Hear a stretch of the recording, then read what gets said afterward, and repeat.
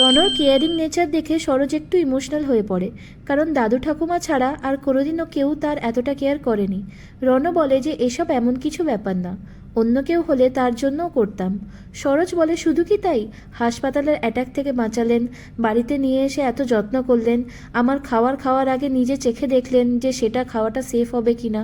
রন বলে আপনি এই কথাটা কি করে জানলেন? সরোজ ধিয়ের নাম নেয় না, তবে ইনডাইরেক্টলি বলে যে একটা সোর্সের থেকে জেনেছি। রাগিনী এদিকে রাগে অন্ধ হয়ে নিজের মাথা ঠিক রাখতে পারছে না। যতই সে সরোজের ক্ষতি করার চেষ্টা করছে, রণ নিজে থেকে সরোজকে প্রোটেক্ট করছে। রাতুল বলে যে মাথা ঠান্ডা রাখ, আমাদের রণকে সরোজের থেকে দূরে করতে হবে। রাগিনী বলে ঠিক বলেছিস, রণ আগে মম বলতে অজ্ঞান ছিল, আবার সেই ছলনায় ওকে ভোলাতে হবে। এরপরে আমরা দেখি যে রণ হাসপাতালের সরঞ্জাম বাড়িতে এনেছে, যাতে সরোজের ট্রিটমেন্ট বাড়ি থেকেই হয়। সরোজ ডানার থেকে জানতে পারে যে গতকাল রাত্রে হাসপাতালের ড্রেস ও চেঞ্জ করেনি, তার মানে রণ করেছে। রণ অপ্রস্তুতে পড়লে সরোজ বলে আমি কি কোনো এক্সপ্লেনেশন চেয়েছি আপনার থেকে?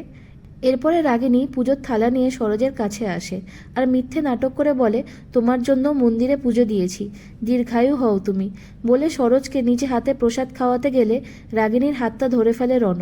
বলে যে আগে প্রসাদটা আমি খেয়ে দেখব, এই মুহূর্তে আমি কাউকে বিশ্বাস করতে পারছি না।